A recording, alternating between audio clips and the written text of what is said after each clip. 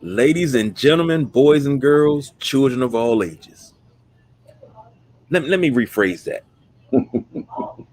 Are you ready? Absolutely not. Oh, to the millions of fans watching at home, the thousands that are in attendance, and the one fat ass guy playing this video game. Let's get ready to suck it. James don't play video games. I don't know why he ain't here. Don't try to put him in the mix. Oh, as you can see, the People's Choice Don Rodriguez, myself, the big guy KG. We are here. We are your Saturday night Wrestlemaniacs. Fresh It with is. screen. Yeah, we upgrading around here, but I had to go back in time with that one. The People's Choice Don Rodriguez has the beautiful green screen with the WWF No Mercy on N64. The only way it should be done. Me myself, I have, of course, my sideline junkies shirt, but also if I lean to the side a little bit, I'm being watched by the expert eye of my father-in-law, who we lost last week. It's been rough, but we are trying to make it. And there's my wife right there, waving hello. She should be in the shot. We tried to get her to bring it in so y'all could, have the ride, but I see how it is. Try to, but the first thing she said is, "You ain't getting no belt." Yeah, you heard that part. Just get a layaway, man. It's a layaway one. I'm telling you, man. Plus, good old our boy Chris put me down with a Facebook group that we'll see if we can find something that's going to be a little bit cheaper. So we'll see if little Slim Pickens can help us find one, because I told him I was looking for an AEW heavyweight championship, which AEW still is not officially licensing one, but he bought one that looks pretty spot on. So that may be my new something special. And the wife has spoken. Oh, we're not talking about belts. We're talking about championships. You say belts, this be mad. But or we could do cufflinks. We could do the watch. We could do the headband, the beanie. I mean, the Hall of Fame ring. Oh yeah, stretch bands. What else you call them? Some sleeves, some compression socks. There's plenty on WWE.com that we can do. Or WWE Shop. I'm sorry. Well, where we starting off tonight? Because you about to make me spend money that I don't have right now, and I'm down for it. Damn. Wait, she done chimed in again. No merch. No merch? God dang, man. It's tight over there, son. She can't get through the door these days. God dang. She runs a tight ship, man. She runs a tight ship. Sorry, man. You're just going to have to leave her. Can't do that. Can't do that. I got you. Come on down here and hang out in Belt City over here, man. I probably never go home. Around just posting everything you could do for the Sideline Junkies every day with a championship title on. She just came around the corner. She's like, go ahead then. Go ahead then. She just came around the corner. Well, don't be quiet now, KG. I heard what you said. Well, yeah, you heard what I said, but look, she out, so you could come down here. She ain't by her phone now, so I'm straight. All I gotta do is buy a dress with pockets. I can get anything I want. That's the key to a healthy marriage, ladies and gentlemen. Buy your woman a dress with pockets. Doesn't matter the color? No, it's got pockets and it's a dress. Yeah, that's about it. Yeah. Well, good job. That was our That's Just Nubian segment. So, you want to make your relationship right? Go ahead and get a dress with pockets in it, and then go to the Indies and watch some wrestling, since everybody's getting back into the swing of things. And there you go. So that's just Nubian. So this week is going to be our all business show. Ooh. What do we mean by that? Well, there was some business taken care of this week. And that business has sparked a lot of controversy and conversation on the WWE side of things. And then on I guess we'll just say the AEW side of things, interesting opportunities have finished and come to fruition outside of the 90-day non-compete clause. So we had a nice little appearance, and coming out of Double or Nothing, second nice little appearance from a Hall of Famer. So we'll get into that. But before we really dig into it, we've got a brand new segment catered just for the big guy, and it's called What's the Big Deal? So, KG, you said you wanted the floor. You had something to say. You had something to talk about.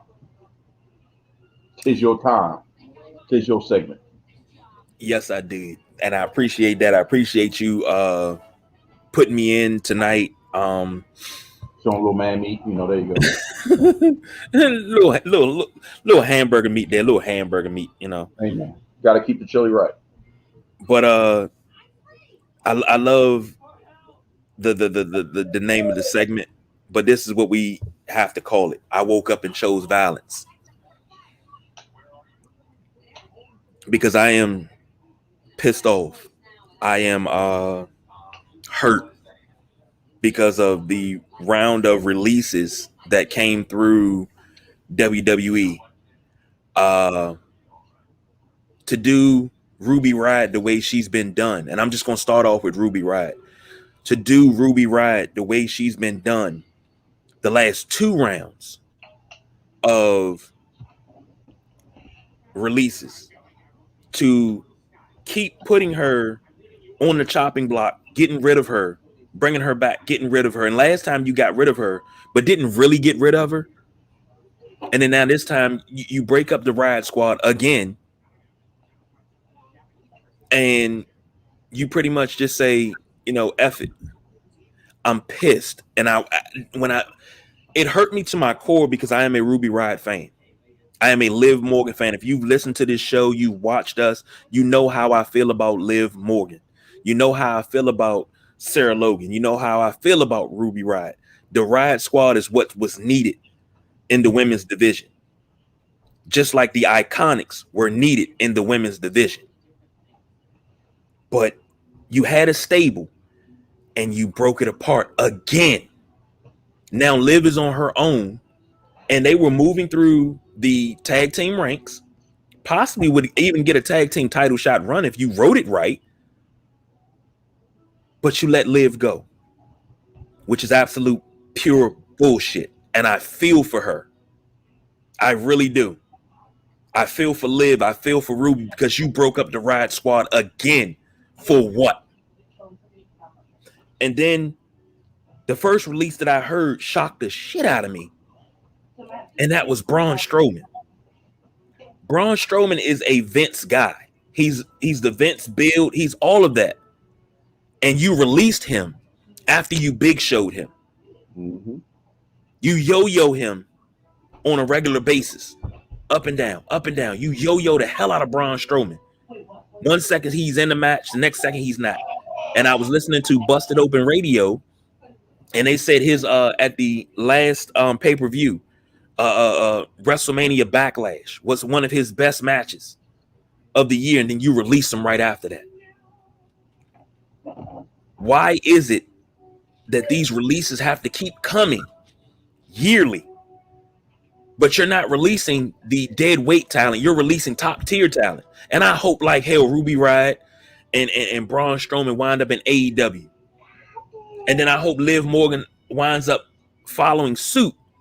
And then Sarah Logan actually goes and the Riott Squad is reformed. Because this bullshit that WWE is pulling is absolutely crazy.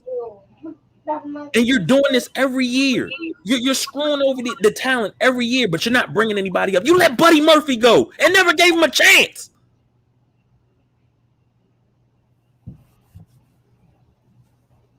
What's next? Jinder Mahal, whom you put on the shelf, you won't put him in anything. Jinder Mahal and Drew McIntyre could have a good program together. That could last 6 months in some way, shape, or form. Somehow, as a tag team, as a rivalry, it doesn't matter. It can happen. What's next? You gonna bury the New Day? You gonna bury the Street Profits? Is that what's gonna happen?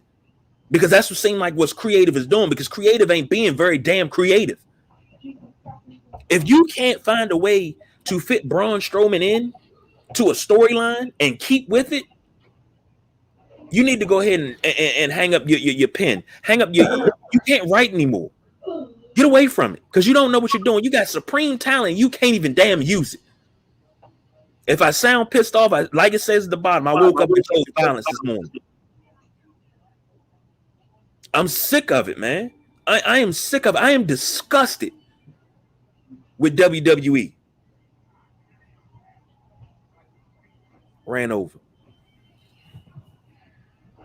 You sure? I'm about to start chatting free Mr. Clark. Free Mr. Clark. I'm positive. I boycotted and didn't watch SmackDown, NXT. I didn't watch anything because I've been boycotting. I don't know. This is when they do things like this, and I understand when people say, I can't really watch WWE because of the moves they make. They bury talent, and you've buried talent on the regular, and you keep doing it.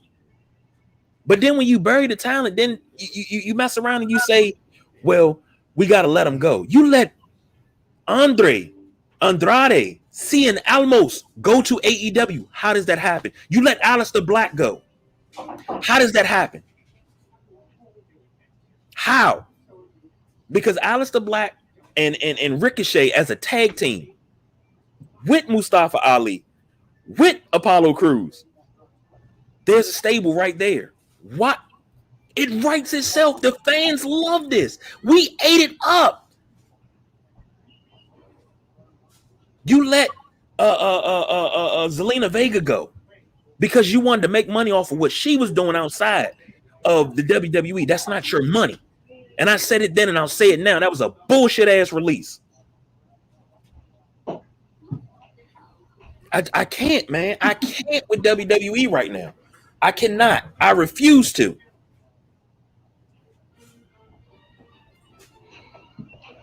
I feel your passion for sure.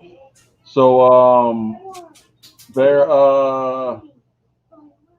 was a interesting thing that I came across, and it was a post,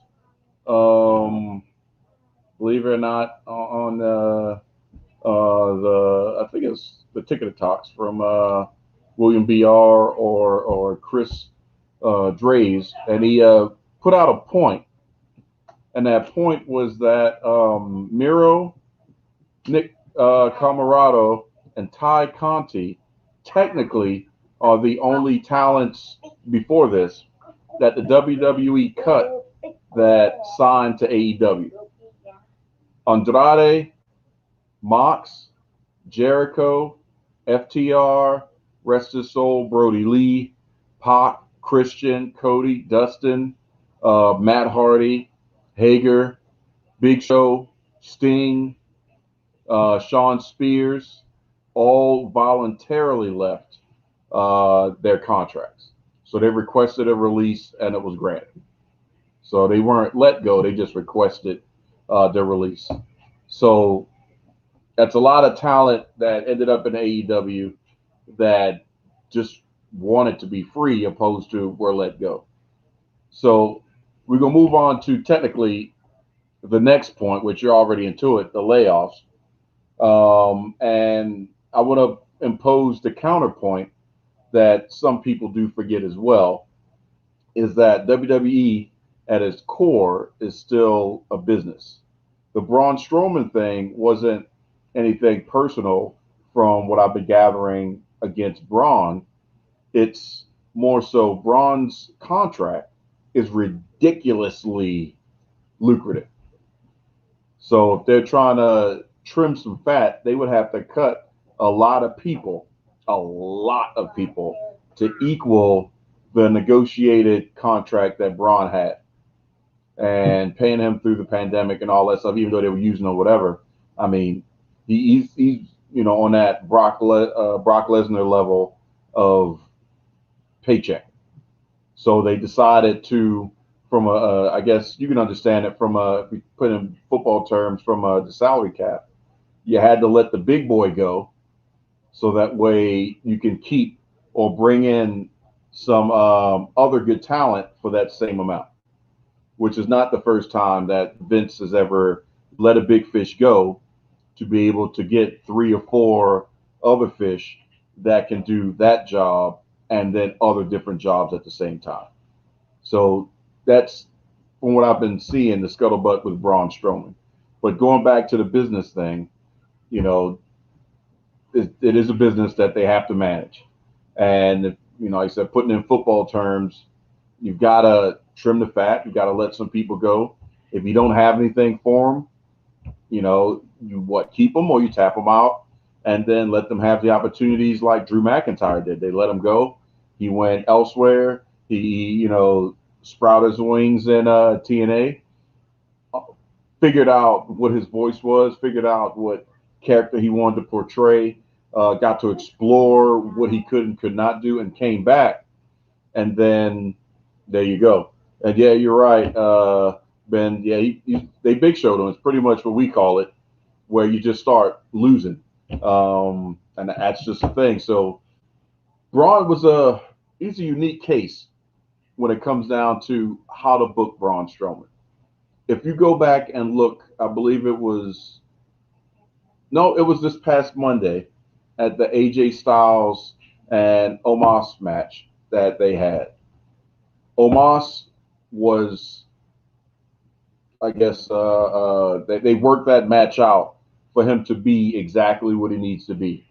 The big man. He comes in, he does what he needs to do. He's doing, the large chops. He's got some legs on him, so he's got some speed. He can be explosive, unlike, some of the older, back in the day big men. But Omos did what he needed to do as a big guy. Before Omos, Strowman was the biggest guy.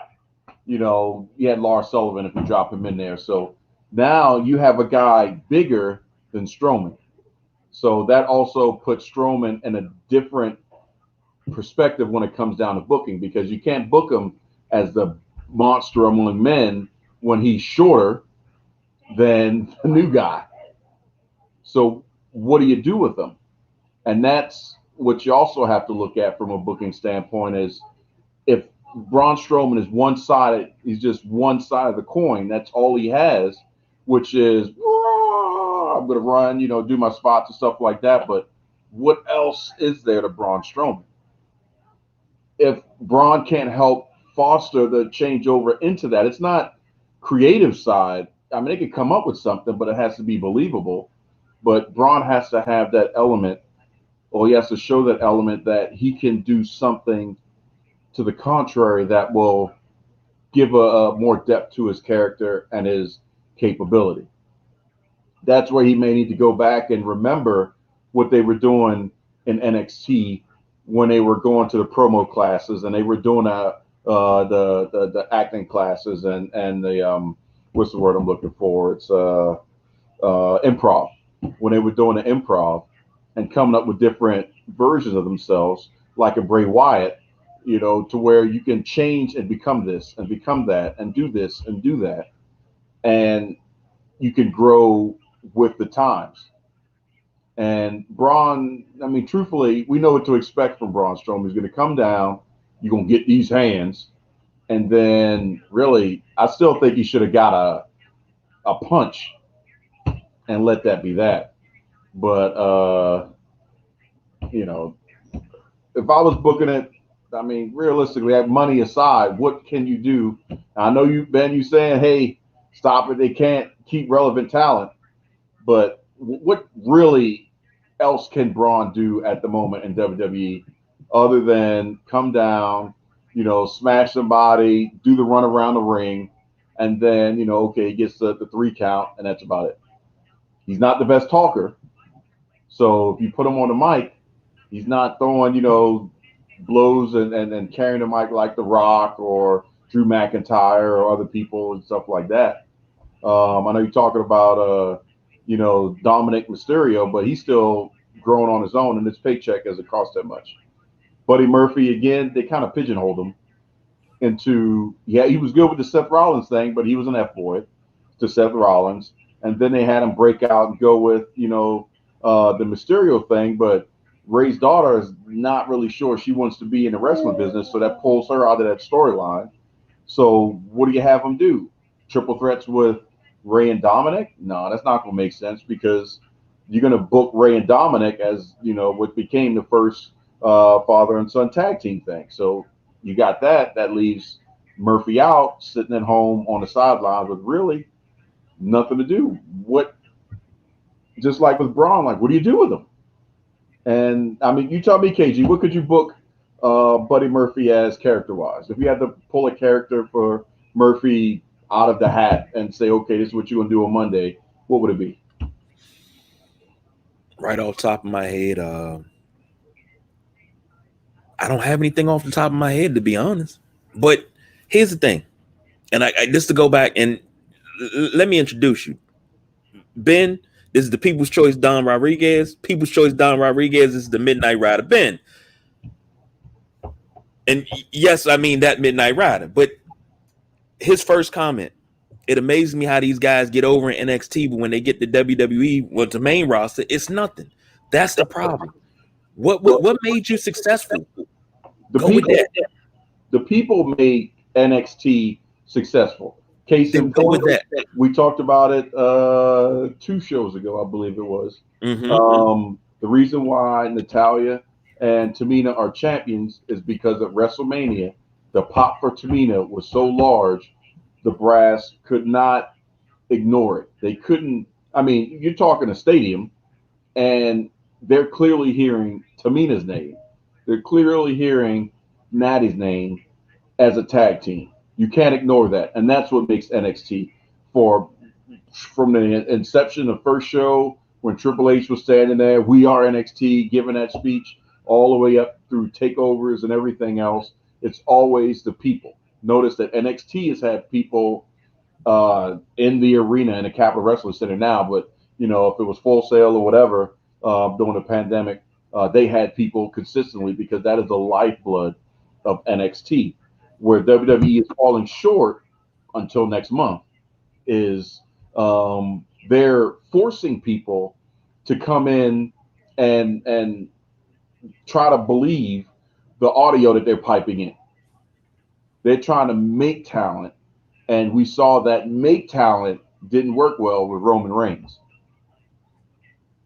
But when Roman left and came back, I mean, he cut his promo as Joe Anoa'i, but the fans started getting behind Roman. Mm-hmm. When Roman heel turned, the fans started and continued to get behind Roman because they also partnered with Paul Heyman, and Paul is really getting the message through on Talking Smack. So it's enticing. So Roman is still going to get the same amount of energy that he's putting out through the TV, kind of like a Dusty Rhodes would teach. And he's getting that return on his emotional investment because it's believable and it makes sense. But without the fans, it's just there's nobody to govern what's going on and what works and what doesn't. Like, I'm quite sure the fans would have booed how many times, no disrespect to Drew, how many times Drew McIntyre has had a chance at the heavyweight championship and Bobby Lashley from WrestleMania. We are rocking the same match over and over and over. And then, how are we going to feel and get our way from, from Hell in a Cell to, whatever pay-per-view, maybe SummerSlam now. Well, I guess we'll have Drew go through, have to prove himself against Kofi and maybe, triple threat match to become number 1 contender. And maybe we'll have him do some jumping jacks and backflips and be in a movie so that way he can guest spot. And then when he comes back from the movie, I think we'll give him a title shot. We've seen it. Why the heck is he still getting championship opportunities? But like you said, you've got other superstars that are on the back end that deserve it. Now, to jump back a little bit, I got 3 points. Number one, and I'm just doing point counterpoint. So I understand perspective because I think it's they shouldn't have let them go. They should have, if nothing else, to say, hey, Braun, man, your contract is pretty big. we're not pulling in the revenue for maybe the next 4 or 5 months. Can we renegotiate? Maybe have you on a lighter duty, do something, furlough, and then you come back when it's we starting the road to SummerSlam, then banging it out with these live events. Now we're going to have a different program and maybe do this or that. But go ahead. What 3 points. Number one, Roman Reigns heel turn. Now, Ben, me and you talked about this earlier this week, and you talked about once the live crowd gets there, how the crowd is going to pop with Roman Reigns heel turn. You and I talked about that. That's absolutely true. 2 things that Ben said. They wasted Tamina and Natty for 5 years, and Natalya has put over every top woman's wrestler. So everybody's pulled for Natty for the longest because of how great of a worker she is. Yeah. Now, Natty has been on the short end of the stick and been screwed over. And we've talked about this before, many occasions. Even before we coined it, the getting big shows, it was you get Natty. How you putting over somebody that you train? And I understand, you're the trainer and you're helping them out and help the next generation. But can you get a title shot? Exactly. Now, on the other coin, Tamina is a little bit of a unique situation because, excuse me, in her time, it's been a little bit of a hodgepodge because she debuted, then she got injured. She had a kid that got injured. I believe she had one more kid in the midst of all this, or some other things happening at home. So she was nursing injuries. I'm sorry. What? Oh, shut up. So she's had some injuries, and then children and stuff like that. That I will say the WWE did a great job of still keeping her as part of the mix. That's true. In the ring, they're gonna pay you no matter what. You're good. So between that and the kids and stuff, just because of the lineage and the heritage of her family, they kept her in there. So they could have cut her a long time ago. Let's be honest. And that would have been a mistake. Well, she couldn't really talk either. What you said the same thing about Nia, but when you put them 2 together, and that straight jacket. Yeah, because we know you hate the straight jacket. And that that theme song, like y'all could really, that's the best y'all come up with. Well, yeah, really? That's all we need. No. What we have now is what we need. But what we had then was that's the best you got. You say over and over. You say Nia couldn't talk. Nia, she still can't talk. But when they were the Samoan slaughterhouse, I guess I was the only one that popped for that because I was like, who's going to beat them? And then they had everybody beat Nia just to be Nia, but because I'm trying to get Nia to pop it for real. But we're not talking about that right now. From the Samoan family, the Samoan dynasty, outside of the one speaking Tongan and everything else, there's only 2, in my opinion, that can hold the mic: Roman and The Rock. I'm trying to think of somebody else that doesn't have a manager. Rikishi. Well, maybe. Wait, hold on, time out. I'm getting a death stare. What's wrong? What'd I do? If we throw it out of Estrada, I would say Umaga. Huh?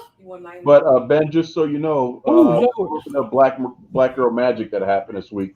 I apologize, I don't have her name, but I did retweet that she had posted a tweet saying she was excited that she just got hired on as a new writer for WWE. So we do have some Black Girl Magic in there somewhere. But the key is from the writer's room to the boss, there's that little bit of middle ground. And that could be where the disjunction is. And we don't know if that's, that could be anybody. If that's, I'm brain farting on, who played Brother Love? God dang it. Bruce Pritchard. Bruce Pritchard, yeah.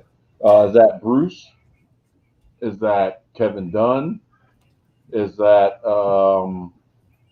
is that John Laurinaitis? Where's the middle ground and who's sliding some decisions or some comments in and then going to the boss?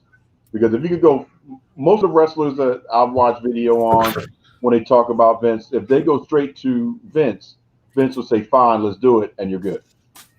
But unfortunately, Vince can't see everybody all the time. So, you got road agents coming up with ideas. Vince is actually a lot more liberal from what I've been hearing in general. That's just not from the ones that are marked for Vince, but ones that have also left. That Vince, if you can get him to understand and hear what you're saying, he'll go for it. At As least long try as you it. don't sneeze in front of them. But, oh yeah, but that's also when you had the fans as the judge, jury, and executioner. So July is going to be interesting to see. We're going to have live events. They can't pipe cheering in for somebody that you want you to cheer for. They're either going to mark out or they're not. They're either going to chant Ruby or they're not. Shane's Shane's spots. That's just because they just have to fill time. Truthfully, because Shane doesn't need to do it, but Filler like we match. got to have a big match. We got to do something. What you doing, Shane? Nothing. All right, then I'll take the bump. And then sometimes it's actually a good storyline. But yeah, does what we talked about? I don't know if you've seen one of those shows. What we truthfully universally agreed upon is the only way to fix creative is to let them be creative, and that's by having a fully authentic draft where you're really picking names. And if you put, let's say, if Strowman was still there in NXT, you put the NXT representative, let's say Shawn Michaels, pulls number 24, and that 24 is Braun Strowman. Braun Strowman is now an NXT superstar. And you treat all three brands as equal, and where people lie is where people lie, and then you build the storylines from there. I guarantee you, you can't have a bad show on either one of those three brands if Street Profits. I guess I would have the Street Profits going together maybe, but there may be some exceptions to the rule. But if Omos is on one show now and AJ Styles on another, that means your tag titles are vacant. Depending on if they win the match. Well, actually, no, because that'd be scripted as well. It has to be as lethal as it can. So I guess you would keep tag teams together. But everybody's going to move around and end up where you end up. A fresh restart, not one governed by Fox or USA, but a legitimate, we pulled your number. This is the show that you're on. There you go. If that happens, then you could do something that will really drive AEW up against the wall because they can predict what WWE is going to do. Because I wonder who's going to face Bobby Lashley at SummerSlam. I Drew got one. McIntyre. Yep. Well, how'd you know? Was you looking at? Were you spying in our creative meetings? Well, we don't have. Well, we got rid of Strowman, so we wanted to be different. Maybe we should. maybe we should have AJ Styles, and I don't know, just figure it out, but at this moment, everything that they said they would change many years ago, there's no rematches. They reneged on.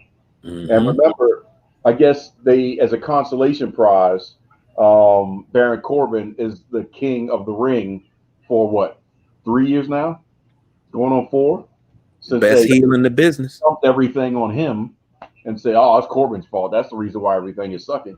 And they've gone right back to exactly what it was that screwed things up in the beginning, and that's not changing with the times.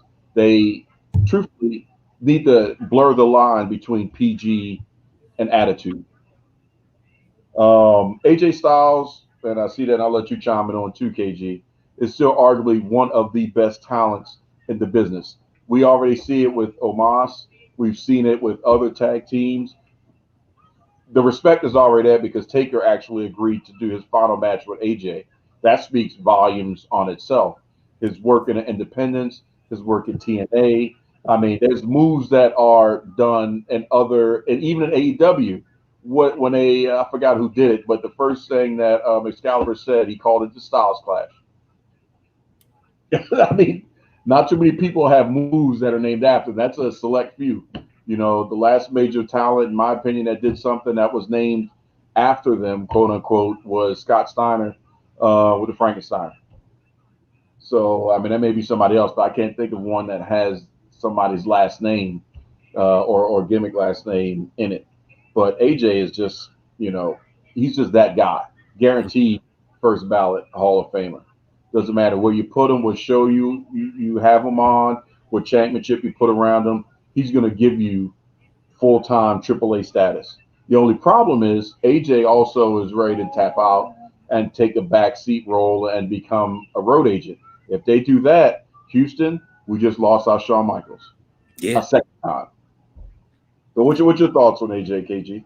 See, with AJ, now granted that he wants to, ride off into the sunset. I don't know if it's going to be for good for a little bit, but I think I've been watching AJ Styles since it was before TNA.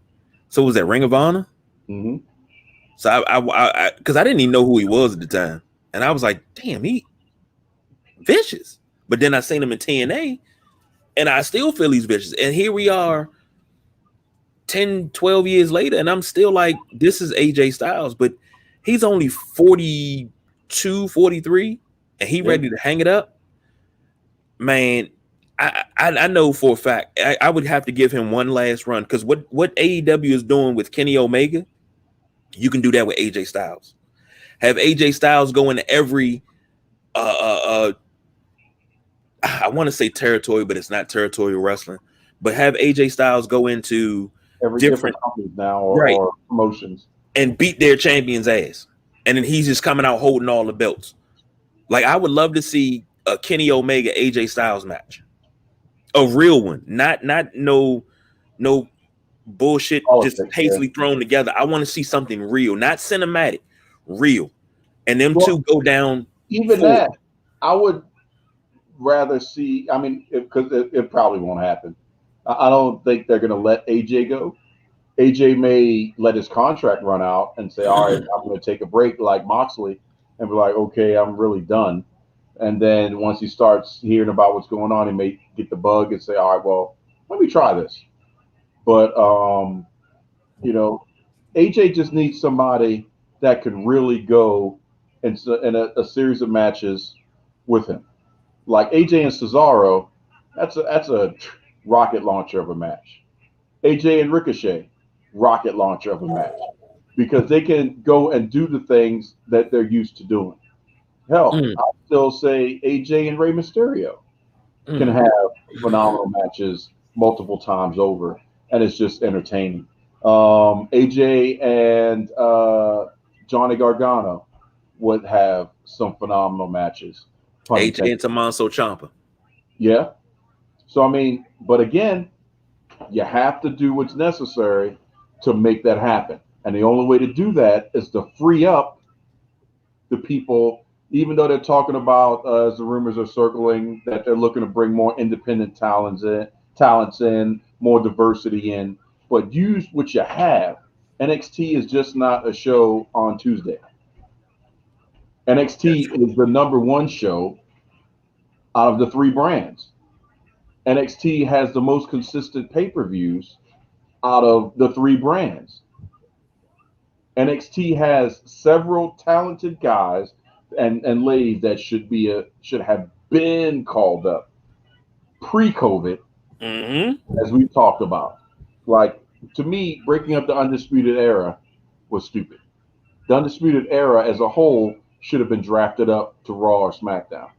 Agreed. Could you imagine the UE going after Bobby Lashley? That I would believe, because they would cost Lashley the championship, or the Undisputed Era versus the Hurt Business.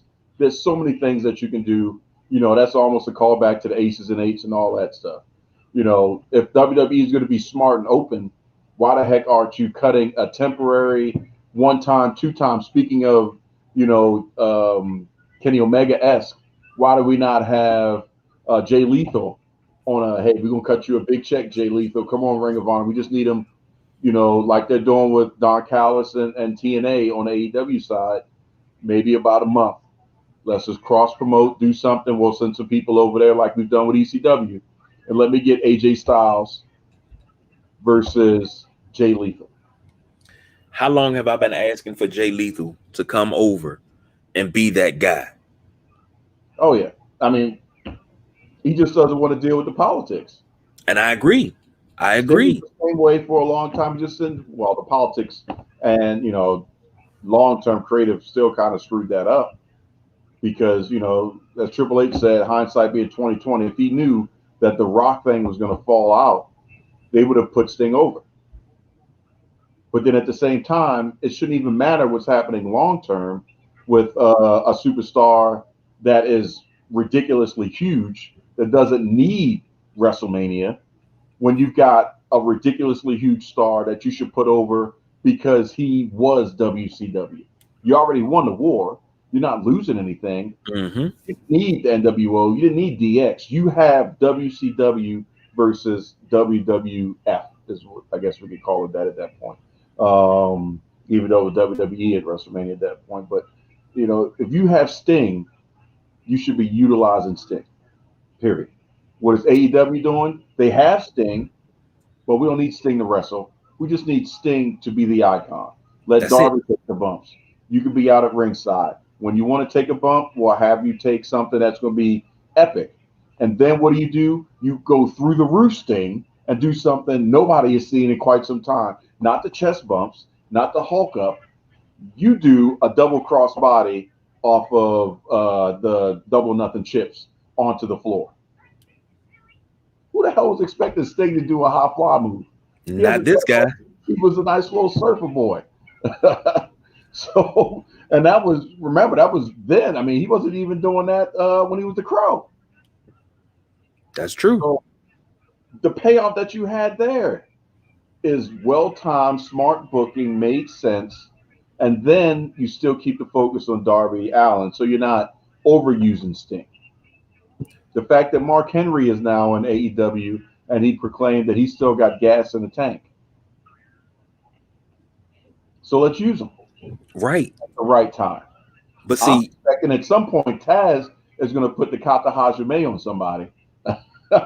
He may take a bump or two, but if Tully is out there taking bumps, I think they're being smart and waiting for the right opportunity for Taz to get in there and be physical. And I can dig all of that because WWE didn't utilize the older talent, the Stings, the Mark Henrys, you know, but you have younger talent in Ricochet, Tommaso Ciampa, Keith Lee, Mia Yim. They're not utilizing what they have. You have Keith Lee had NXT in the palm of his hands, and you called him up and you killed his push. Now I'm not sure with the soundtrack. Exactly. Immediately. And I know that wasn't 100% them because that was the CFOs and some legal stuff. But y'all should have cut that check and bought the rights to the song. Period. If Triple H can get a Motorhead like that, y'all cut the check to get and own Keith Lee's music. That's right. Period. But now you have I gotta find the video. It's on my Facebook page. I think I sent it to you years ago. But it's the type of performer Ricochet is. Ricochet is not no newbie in the business. Ricochet is a veteran in this business. But you treat him like he's a newbie. You treat him like he's this fresh kid that's trying to learn the business. He knows the business. You can put him in with an AJ Styles. And him and AJ Styles would do numbers. Him and Rey Mysterio would do numbers. Yep. Him and Mustafa Ali would do numbers because they're exciting to watch. But they shackle them, and that's the road agents. Now, sometimes we talking like a Dean Malenko's and stuff like that. They can see the potential. Pat Patterson, rest his soul, could see the potential of what could happen in the course of a match and would advocate for and come up with those things. But some of them think that the indie scene is, or indie wrestling, quote unquote, is beneath what the WWE brand should be producing. When it actually is what is expected in the times. Exactly. We're not going to go back to the Attitude Era because the world is too sensitive. We just have to accept that.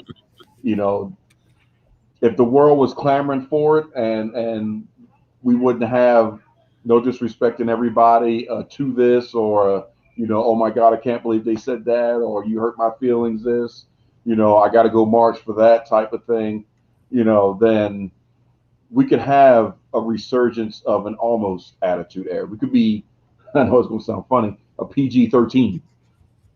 We Yeah. get almost there. And once in a while, you may have the little insider jokes. I mean, we've come a long way where, inner circles throwing middle fingers up.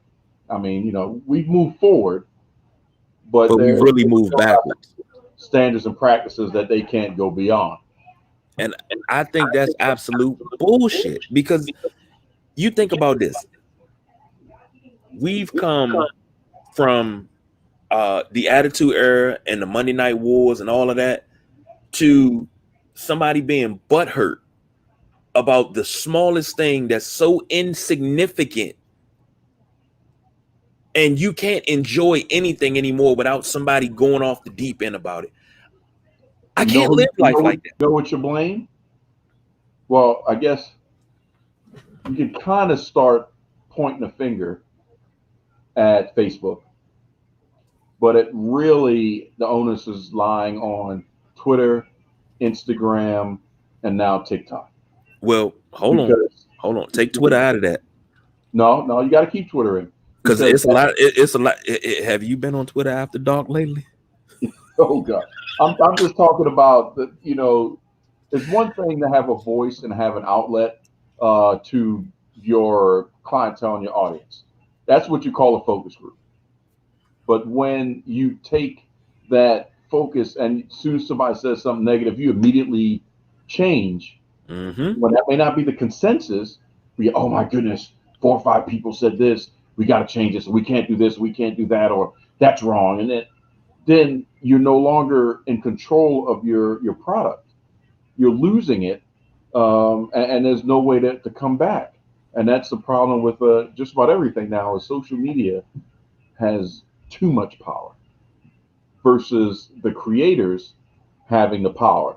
And, I miss the days when a comedian can tell a joke and they're not going to be hit with cancel culture that this person is, racist, or this person is sexist, or this person is this or that, or whatever.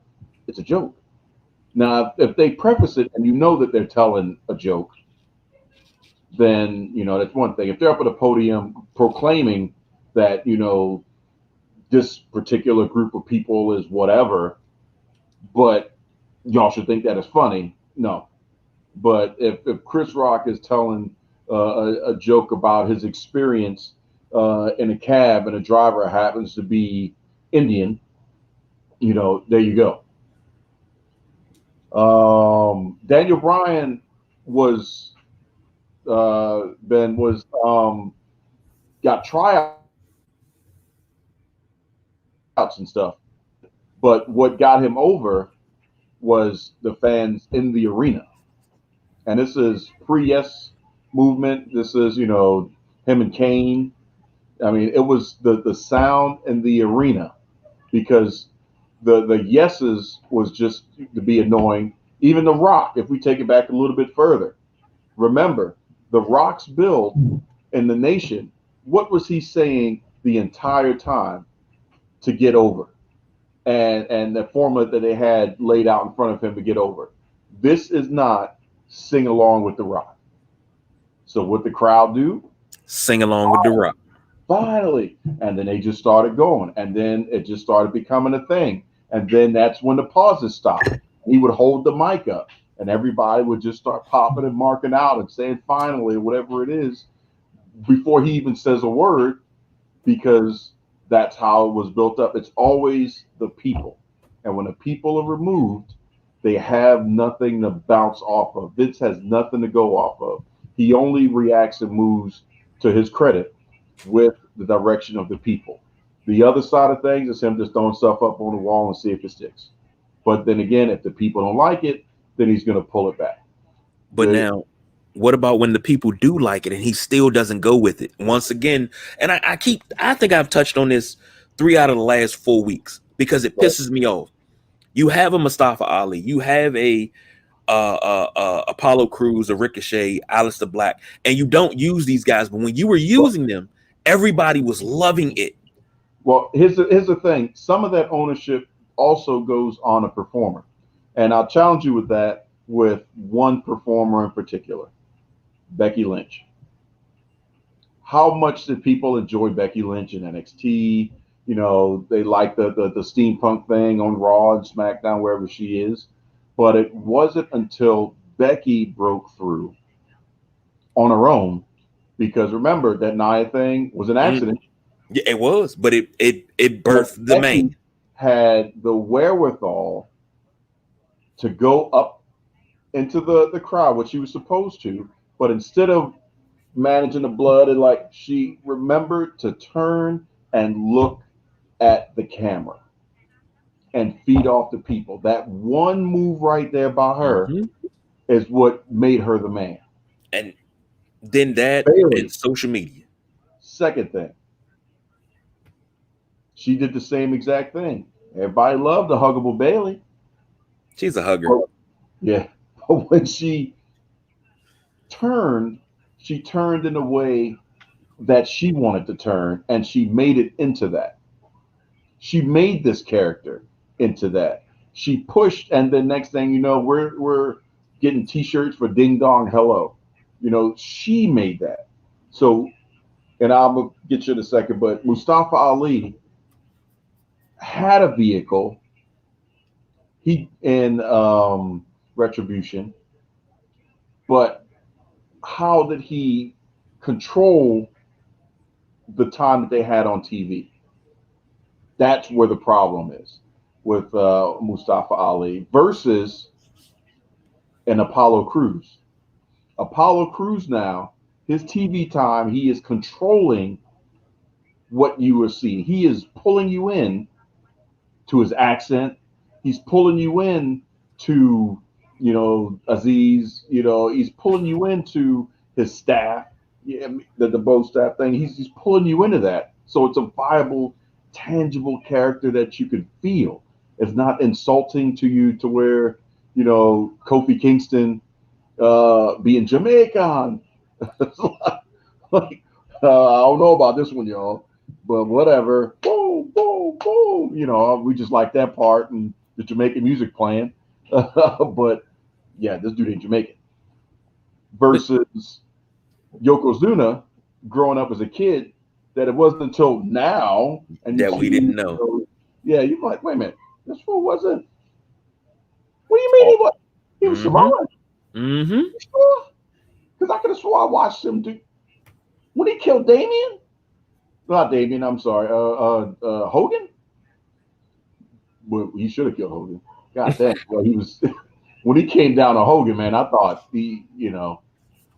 whew, you believe that, and yet you're right. That's straight up kayfabe. But even though it doesn't exist, but it was also, them controlling the character. The biggest control of the character ever, in my opinion, in the history of sports entertainment is not the Undertaker.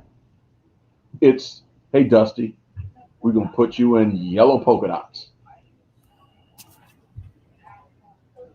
But Dusty took it like a G. He He took it like a controlled G. the character. And now, outside of, I guess, that's still back in the day for even the young kids. But, that's before you get to what he did in WCW or the NWA. You think you hearing that cowbell and American Dream. You know what I'm saying? He's just a common man. That's all I need to say, and you already got it in your head. It's one of those songs you can't forget. And that's what it takes. It's not a glass ceiling, in my opinion, in sports entertainment anymore. You can tell me if I'm wrong. It's a plastic ceiling that you can break through if you own your truth on who you are and the character that you're trying to portray. Roman is the perfect one that is doing it right now. From the way he's talking, even when he would get up on Jay, you will acknowledge me. He's not screaming, he's not yelling. He's just doing just what he needs. He's doing just the gestures that he needs. When he wants the microphone and say, Paul, give me the mic, like Brock would. And Paul has been the perfect guy. Here you go, sir. Just hand over. Paul is letting him lead the emotional investment that he's portraying through the screen, and Roman is doing just what he needs to do to get the character over. But not everybody can do that. Stone Cold talks about it on his podcast. He's talked about it with, Godfather. He's talked about it with Randy Orton. He's talked about it with Undertaker. I mean, even Jim Ross said it. You got to watch tape. You got to figure out who you are. Take the gamble. When you go out there and you got a hot mic and you got that hard camera looking at you, what are you going to do with it? And if you're not going to seize the opportunity, if you're just going to be, and just bringing it back home and I'll let you go, you're just going to be the monster among men character, and you don't have Bray Wyatt driving the narrative, then if that's all you're going to be, then where else can we go with you as a big guy? But if you can kind of turn a little bit of a corner and do a little funky move dances, not saying he has to, but maybe kiss Hall of Famer now be at Beth Phoenix, and I'm talking about the great Khali. That's a whole nother level into the character that you can do something with. I can't do anything with Braun Strowman.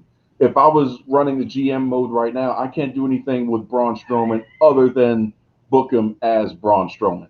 But Braun Strowman is not the biggest guy in the yard. Omos is. Mm-hmm. Book Omos versus Braun Strowman, you're going to have a problem because Omos has the athleticism to outwork, even though he's green, he has the athleticism to outwork Braun Strowman. I guarantee it. I wouldn't be surprised if I saw Omos do a shooting star press. Wouldn't be surprised. Just look how he moves. I think it'd be nothing for him. Who could also outwork Braun Strowman? Keith Lee. That's a whole other story. We're still waiting on the bottom of figuring that out.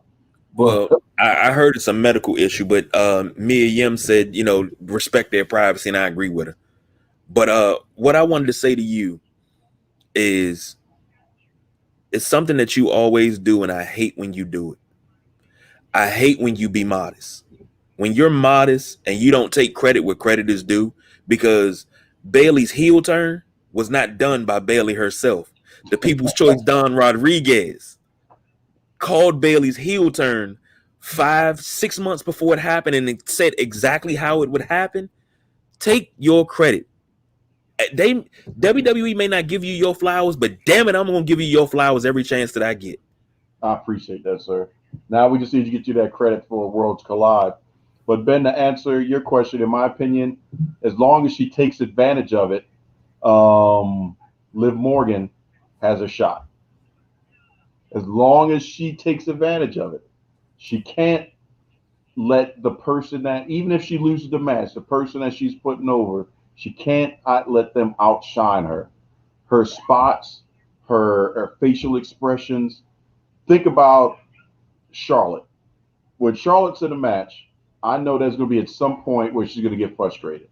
And the camera zooms right in on that frustrated Charlotte face. You know what I'm talking about.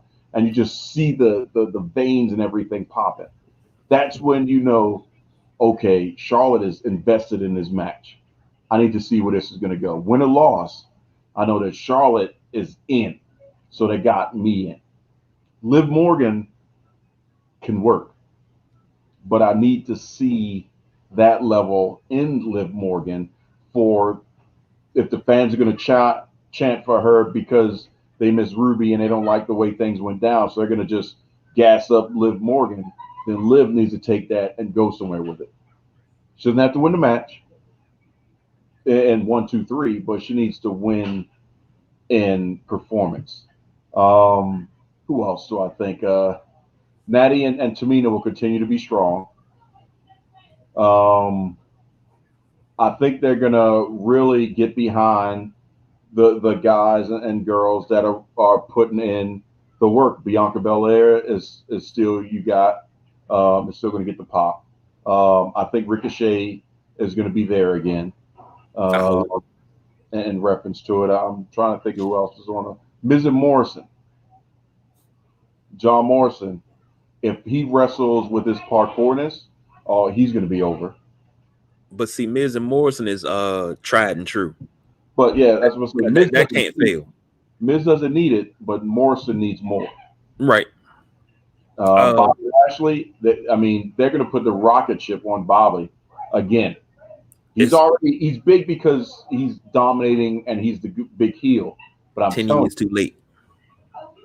They're going to put the rocket ship on him when the fans are, and he's going to be, in my opinion, at WrestleMania in the main event because he's that good of a heel. And MVP is doing that good of a job as the mouthpiece. Yeah, that's one thing about him. They're going to get bored with him. You said who? Dominic and Ray. Yeah, I think some people are already bored with them. And that's nothing against them. It's just that, Rey Mysterio's, we've seen Ray. Dominic has still got some work to do. But, who do you think is going to get the big rub, the big push? I love what you said about Liv Morgan because Liv can work. But I'm going to stick with the women and I'm going to say Naomi. Yes. Because Naomi has to get that. She's one of those ones that's a great worker, can put over anybody, and she always steals the show at Royal Rumble. She needs to go heel. Ooh, she needs to turn. You asking for a lot for her to turn because give me one second. We talk about caught up on live TV. We running some serious battery time today. But keep going. You talk about social media. Naomi on social media is outstanding. Her TikTok videos, Shayna Baszler, Alana, even Sonya Deville. I would love to see more with Sonya Deville. It's a lot of. I want to see the ladies take the forefront again, because when we had the women's revolution / evolution, everything seemed right in the world because I was geeked up to watch Raw. I was geeked up to watch SmackDown. I was also geeked up to watch NXT. We're not getting that anymore. That's how you're going to get the fans back. Mm-hmm. Put the women in the forefront once again, because it was quite a few Raws in a row where the women carried the show. Mm-hmm. The men were just enhancement talent, but the women carried the show. The women carried WrestleMania. And I'm calling it now. Becky is coming back by Royal Rumble. I can believe that. I've seen some pictures of after her workouts with Seth and a group. Man, she's in shape. Yeah, you wouldn't even know if she had a baby. Plus, the baby will be what, 1-ish, going on 2, maybe. I don't know.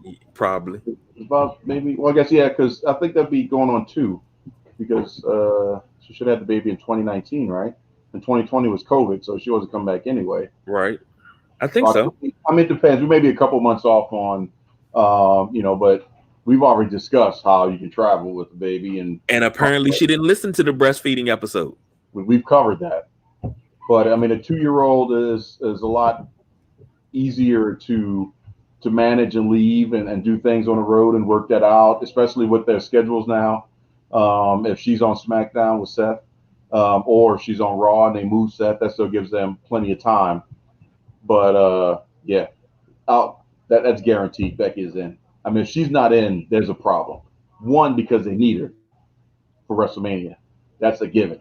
They need her. It's been a year since you've had fans for WrestleMania. You need every big gun, and you can't afford The Rock. So, and Stone Cold's not doing another match. No. And John, he may. He's come out of retirement now. Once you've done it, it's, the sky's the limit. But they need somebody of that caliber as Becky. Now, when we get close to that, we'll talk about, is she still going to be the man, or how are they going to proceed with that? Because she's going to need somebody to play off of. And that may be where we may have to get the 4 horsewomen coming together to create that fatal 4-way and become, not together in reference to, it's going to be them fighting all 4 again for the whatever championship it is. But that would be a match I would book in that aspect. But Uh, finally, that they come together. Finally. And then, they can go ham for the championship. But see, this is where that James doesn't agree. But this is where that other championship for the women. This is where that what would be their US or intercontinental. mhm. That way you can have four women. You have your you can have your women's champion, a I would say television champion. That's just my mind. A television champ, women's television champion.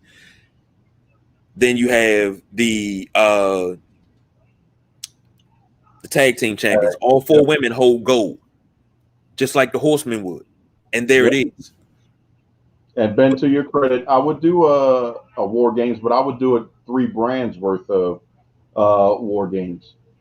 So I would have, it could be Raw and SmackDown versus NXT, or you could do the first ever triple threat War Games where you have Raw 4 people, SmackDown 4 people, NXT 4 people, and that could be a men's and a women's version. And it's going to come down to whoever is the number one, and it's going to be pinfall or submission. And you've got 12 people just battling out. I'd pay to see that. That could be that's 2 hours worth of the 3 hour pay per view right there. But they're going to have to do some creative things because we're less than a month out from AEW having Rampage on Friday. Mm-hmm. And it's creatively, intelligently coming after SmackDown. So it's not competing, but it's going to enhance. So they've got to make some decisions. And I know the powers that be, that's not Vince, aka the road agents, and some of the guys and well guys that are running things are kind of a little bit apprehensive and scared.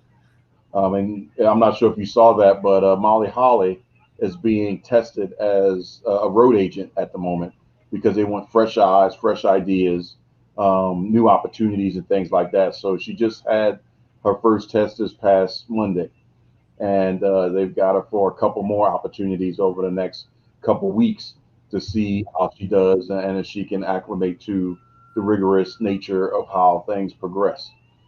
So if that happens, and then also with the Black Girl Magic hire that they just did for more diversity, there has to be some creative liberties. If Vince isn't going to watch any other promotion, somebody needs to start conversing with him about how to modernize once again, you know, the product. And the only way to modernize it is to come to reality that WWE is 3 brands. Period. It's not Raw and SmackDown, and NXT is just a show. It is 3 brands. And they need to compete with each other.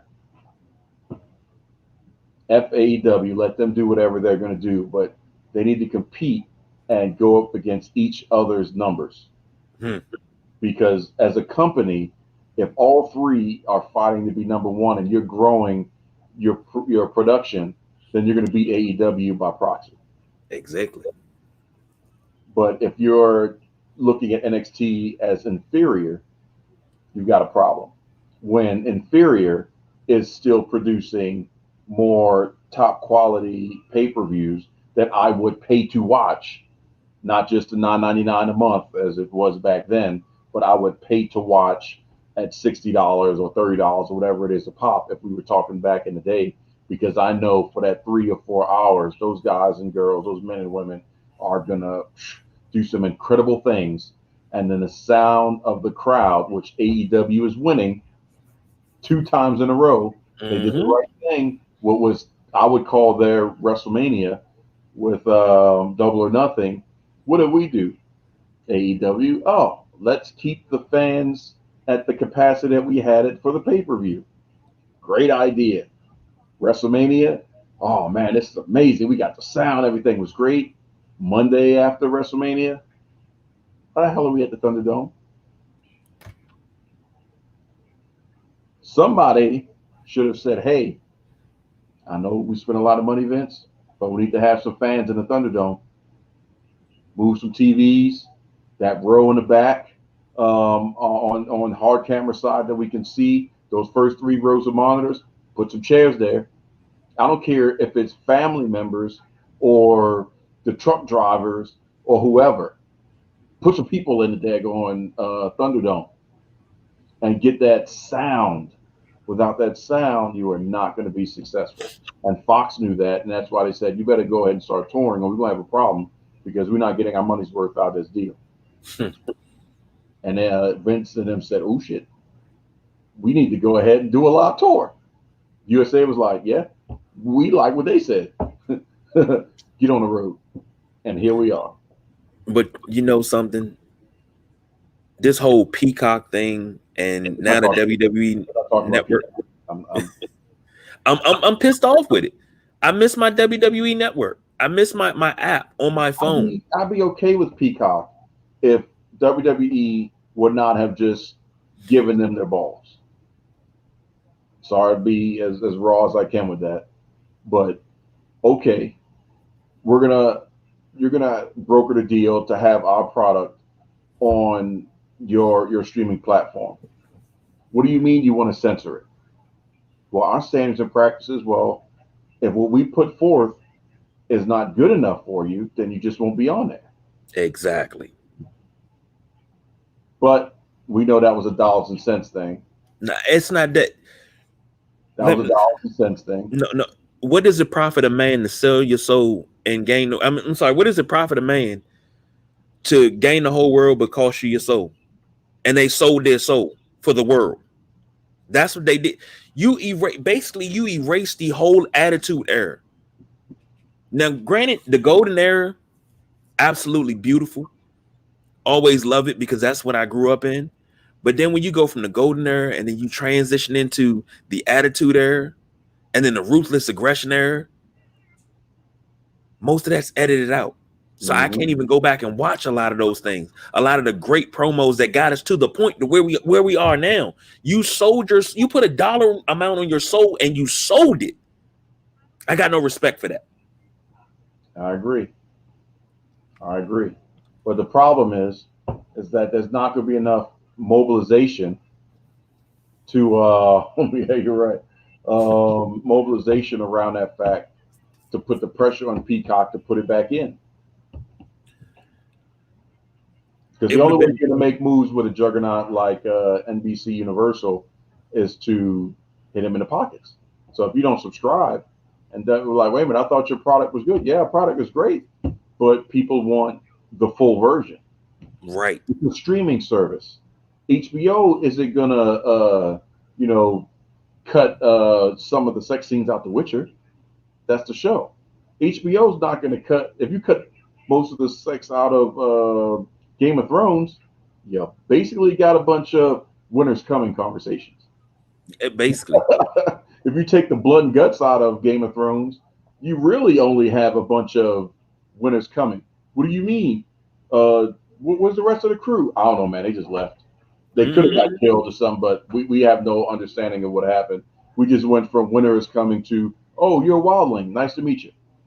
That's your show right there. Exactly. But if you throw everything back in, you now have Khaleesi. You have everything from the Stark family, from the Red Wedding and everything else. Where's your wife at? You should be jumping in on this. I don't. But you have all of those things that make the show. You've got Tyrion, period, and everything that is tied in with Tyrion Lannister, or the fact that he killed his dad on the toilet. That's a whole other scenario right there. But you can't have one without the other. We're off of it now. It's too late. She missed it. So I'm trying to get her in here. She ain't answer. She might be asleep. Oh, she could be. She probably dreaming about Khal Drogo. Sorry, I don't know what to tell you. The pop dolls underneath the window over on the table, and that's you're gonna be screwed then. That's okay. She can dream about what she wants. No. She can dream. Look, I done already got in trouble once tonight. I can't get in trouble twice. I got in trouble about the whole Nia and popping it for real, you know what? So, and she came around the corner and just stood there and said, "You want Nia to do what?" I thought we was cool on the Nia thing. I thought she knew these things about Nia. And if I'm not mistaken, she might have just popped in here and we were just talking Game of Thrones and you missed all of that. I was told that you're in there dreaming about Khal Drogo, but hey, it's okay.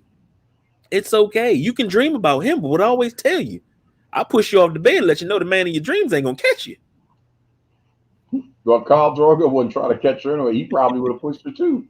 You saw what he did to the Mother of Dragons now. And she say she was. See? Or was that Aquaman? I mean, we'll find out. Either way, you know what I'm saying? Jason Momoa is winning tonight, apparently, over there. But okay. To answer Ben's question, we already talked about it. Jay Lethal, hands down. Kenny Omega's not going to happen. Period. As bad as we wanted it to happen, it's not going to happen. The closest to Kenny that we will get, and it's not diminished at all, to me, is Jay Lethal, hands down. And if he could come in as Black Machismo, that'd be even better. Ooh. And then Xavier can go back to Austin's Creed. We can get Lethal Consequences. Mm-hmm. Consequences Creed. Yeah, man. Oh, man. Oh, man. Is anybody that you would want to have in there? Outside of the WWE.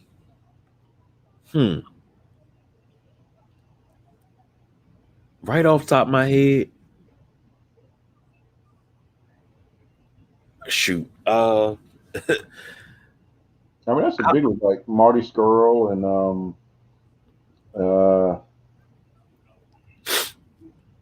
I'll stick with Jay Lethal. I mean, I wanted Jay Lethal to come over once TNA went under anyway. It's a lot that TNA did that I wanted WWE to adopt. You had the Main Event Mafia. I wanted them to keep beer money together. I wanted Aces and Eights. It's things that they did that in TNA that WWE could have took a page out of that book. You bring all the legends in, you put them in a stable and make them kick everybody's ass. Right. But you had that. Last I checked, they were called the Undisputed Era. Yeah, but they weren't the older guys. I know, but we just got to make sure, because they can't be stable heavy like AEW, where pretty much damn near everybody's in the stable. Like, God dang, like, is all y'all wifed up?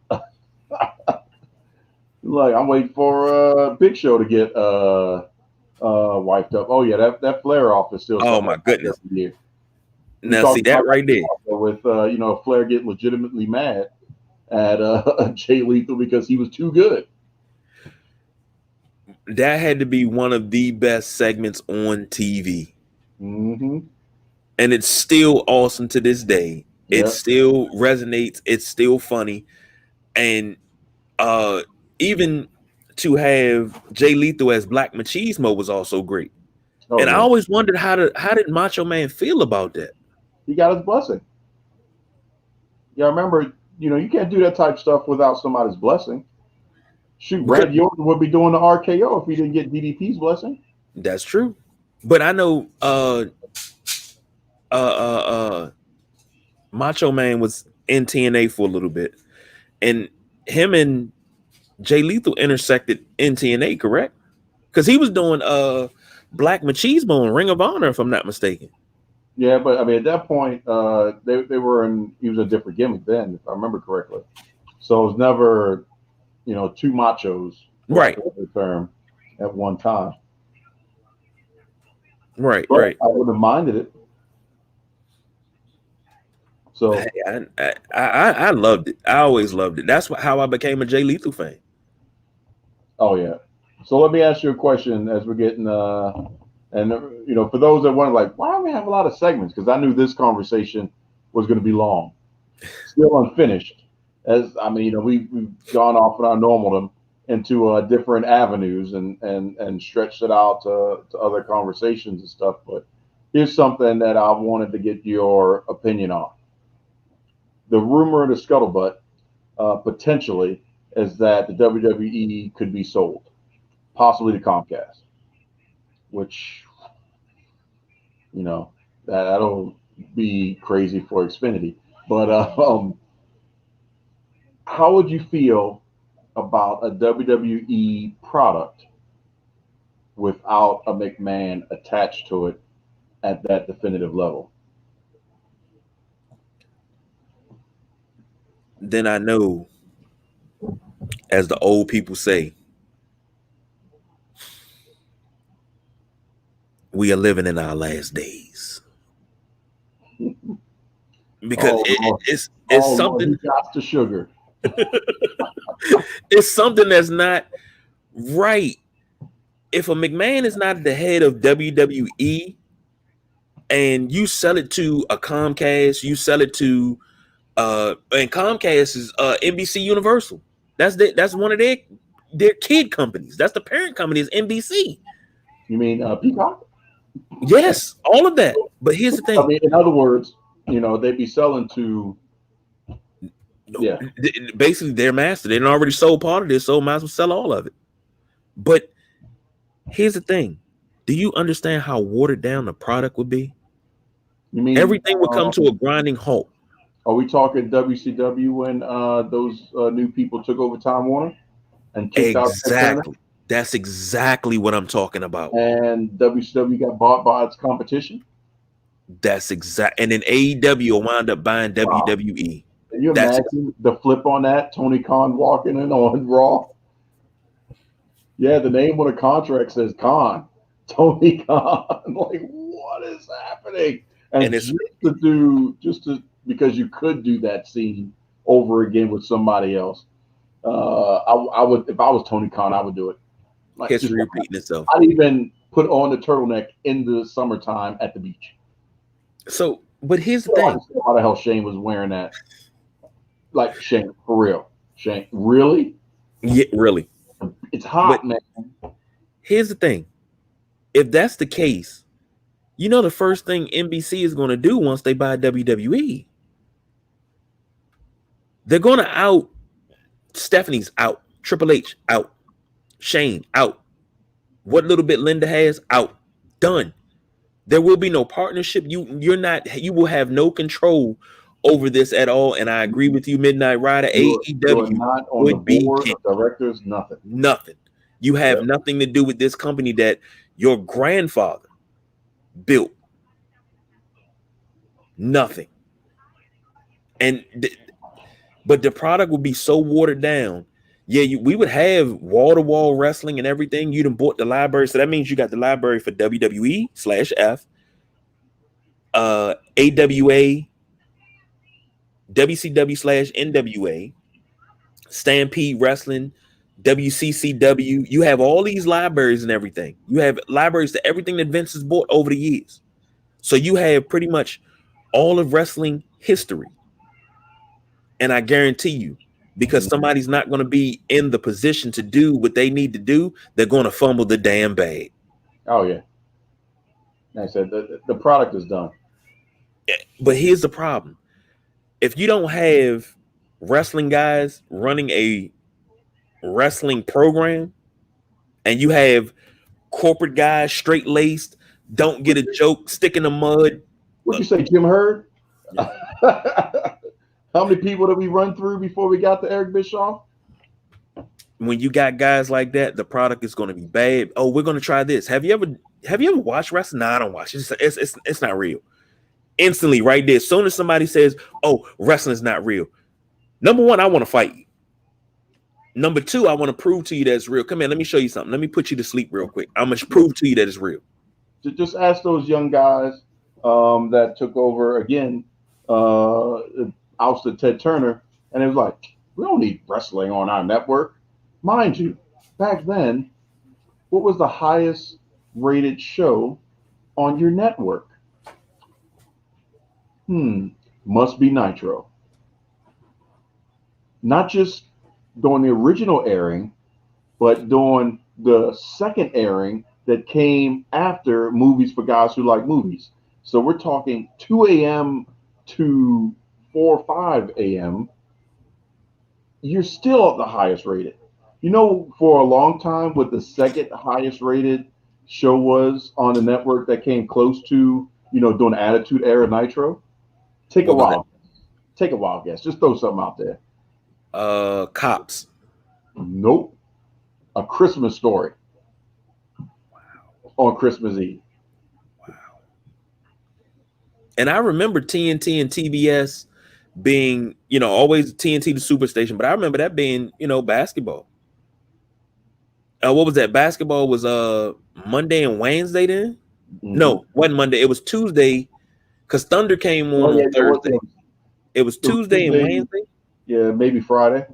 Yeah, maybe Friday. Thursday. But they would also preempt Thunder too, so I mean, it's like whatever.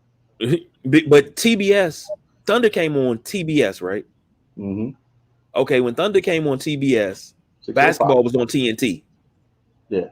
And then when they didn't have it, and the the Midnight Rider says basketball and the Braves at 7:05. Yep. Only station I know that shows stuff at 05. But remember, Raw used to be from 9 to 11:05. Yeah. With the overrun. Let me rephrase that. From the 05s. Because TBS still doesn't do anything at the half hour. AEW is about to live in the world of overruns. Yeah. So technically, they've got a free built-in 10 extra minutes of airtime. Let me rephrase that. Raw did not start until 9 o'clock. I'm sorry, Raw didn't start until 10 o'clock. 10:02 actually. At 9 o'clock, that was WWF Warzone. No, backwards. No, Warzone was first. Warzone was the second hour. I thought Raw was first. No. I thought Raw was second. I thought Warzone was first. No. Really? Raw into the Warzone, yeah. But I remember when it first started, it was as you go into the Warzone, that's where you started to have the air raid sirens and stuff going on. Then it just all became one thing. Yeah, because it was all. Then it just became Raw, and then Raw's War, yeah. Raw's War, yeah. Then and just Raw. But and then the F out. That whole thing right there. I mean, I used to hate seeing the copyright thing pop up. I was like, God damn it, it's 11:05 already. Yep. Son of a bitch. I gotta wait till Thursday. Just be glad you weren't VHS tape and all that stuff back then. Mondays was a long night for me, buddy. No, I didn't have to worry about it then because movies for guys who like movies suck. Because God, I gotta find something to watch for 2 hours just to hit the record button and go to sleep. Well, yeah. Going black and having to watch the next man. We talk about that all the time. How Raw would go black, and then with Raw, we didn't have to wait until the next week most of the time because once they started doing SmackDown, they picked it back up on SmackDown, showed you what happened on Raw and what happened when the cameras went off. But that can only happen if you don't have what? Social media. Exactly. Because we talk about it too. Our ESPN days and watching SmackDown on Wednesday morning. Yeah, because y'all got it on Tuesday night and showed it to us on Wednesday morning. Then I would go home and bet people who was gonna win what match. And man, you know how much lunch money I got from people in the neighborhood because of that. I appreciate it. I never got a kickback, but that's fine. Hey, look, those broke days. I was going to Popeyes up the street getting me 2 large Cajun rices and something to drink with that $5. Hey, man, that's all I could afford then. Maybe if you wasn't up there sucking a job and making love with the host stand, you could have earned you a free meal. I was trying. It just didn't work. So I focused on the things that did work, and I just lost contact with it. But hey. Mm-hmm. It was good while it lasted. Well, they're trying to make love in this club. Hey, it's nothing wrong with it. I mean, I was pitching woo on the job. Was that a problem? No, you good, man. You good. Over here pulling in Alicia Keys. Hey, I know you saw me while I was down in the sports arena. You know, I was the one with the dazzle blue at the register. You know how many phone numbers I got sitting at the top of those steps? Oh, man. I met a girl that was going to Gallaudet at the time. Oh, my. Absolutely gorgeous, man. Oh. Everybody's like, how you going to talk to her? I was like, email. And that's exactly how we talked for about 6 months. And then she went back home. I was upset. Upset that she went back home. She wasn't from here, but I was upset. Upset. Yeah. Well, clearly, Yes, clearly, I was bitching woo. clearly, you already ready to go home because you got. I see the signs up that say wrap this shit up, B. Yeah, because we already hit an hour and a half, man. And this But is hey, man. beautiful freestyle. Yeah. I mean, it's a business edition, so we'll see. We'll obviously keep our nose to the grindstone and our ears up.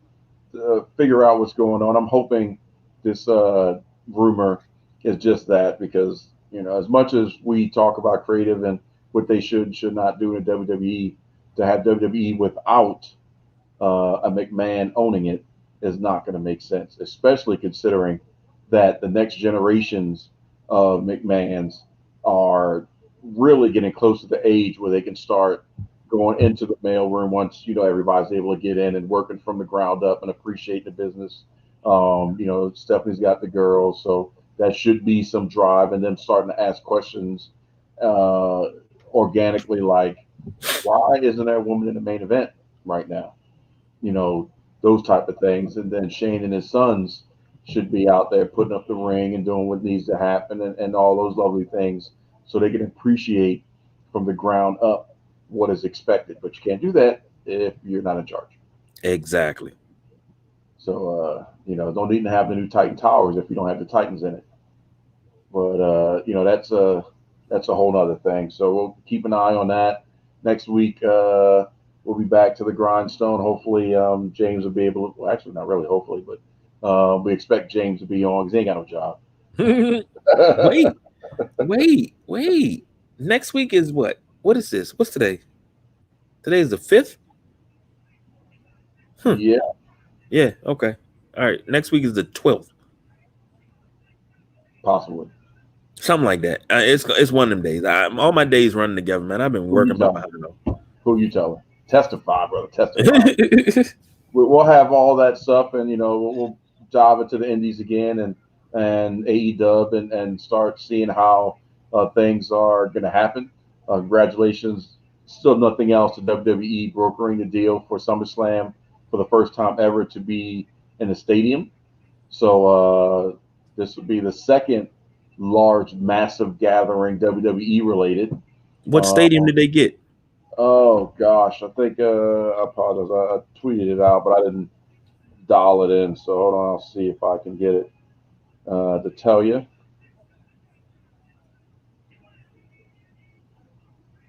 Got me over here.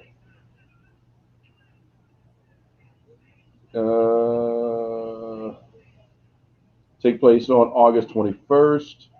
Full attendance. Uh, Dang it, that's not the one I want. So I'll find it for you. So you normally quicker at that stuff than I am. Oh, believe me, I'll search it up once we finish. And because it'd be great if they could do it in Detroit and that what's that, Little Caesars. I know you can get enough people in there This that will you can be make at. back a lot of money.